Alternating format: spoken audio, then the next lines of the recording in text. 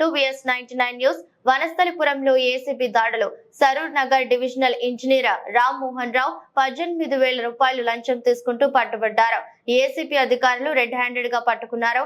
ఇబ్రహీంపట్నం మంచాల మండలం current pole మరియు shifting కోసం లంచం తీసుకున్నట్టు అధికారులు తెలిపారు.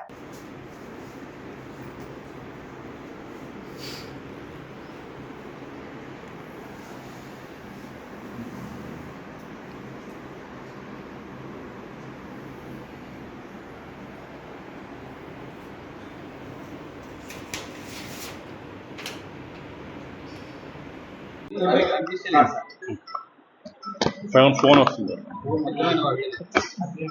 నమస్తే అండి, నా పేరు Anand Kumar, DSP ACB Rangareddy range.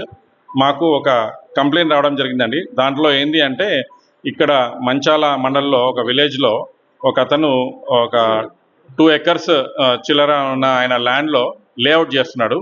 ఆ లేఅవుట్లో అనుగుణంగా ఆల్రెడీ వాళ్ళ దగ్గర ఒక 2 electric lines 33 and 11 kV electrical lines అందులో ఉన్నాయని చెప్పేసి, అవి అడ్డంగా వస్తున్నాయని చెప్పేసి వాటిని షిఫ్ట్ చేయాలని చెప్పేసి, అట్లాగే వాళ్ళకి ఈ లేఅవుట్కి లోపల ఇంకా కన్స్ట్రక్షన్స్ రేపు జరిగినప్పుడు హయ్యర్ ఇంటెన్సిటీ ఎలక్ట్రిసిటీ అవసరం పడుతుంది కాబట్టి ట్రాన్స్ఫార్మర్ని ఇన్స్టాల్ చేయాలని చెప్పేసి ఆ 2 పనుల కోసం అని చెప్పేసి ఒక ఎలక్ట్రికల్ కాంట్రాక్టర్ తోటి మాట్లాడుకొని ఆ ఎలక్ట్రికల్ కాంట్రాక్టర్ ద్వారా ఇక్కడ అప్లై చేయడం జరిగింది. TGSPDS గారు అప్లై చేస్తే వాళ్ళు ఆల్రెడీ ఆన్లైన్లో వచ్చిన తర్వాత వాళ్ళు విచారణ చేపడుతున్న క్రమంలో ఆ ఎలక్ట్రికల్ కాంట్రాక్టర్ వచ్చేసి ఇక్కడ డిఈ రామ్మోహన్ రావు గారిని కలిసి ఇట్లా ఈ విషయాలు 2 కూడా కొంచెం త్వరితగతిన చేయమని చెప్పి రిక్వెస్ట్ చేస్తే, వాళ్ళు దానికి 18,000 రూపీస్ డిఈ రామ్మోహన్ రావు గారు డిమాండ్ చేయడం జరిగిందనమాట.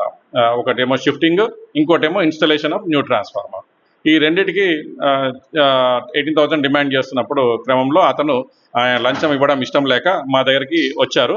మా దగ్గరికి వస్తే టోటల్గా 18,000 రూపీస్ ఇట్లా డిమాండ్ చేస్తున్నారు అని చెప్పేసి మమ్మల్ని సంప్రదిస్తే, మేము ఈరోజు అతను 18,000 రూపీస్ ఇస్తున్నప్పుడు రెడ్ హ్యాండెడ్గా రామ్మోహన్ గారిని ట్రాప్ చేయడం జరిగిందండి. రెడ్ హ్యాండెడ్గా ఈరోజు దొరకడం జరిగింది. అతను సరూర్ నగర్ సర్కిల్లో వస్తుందండి. అంటే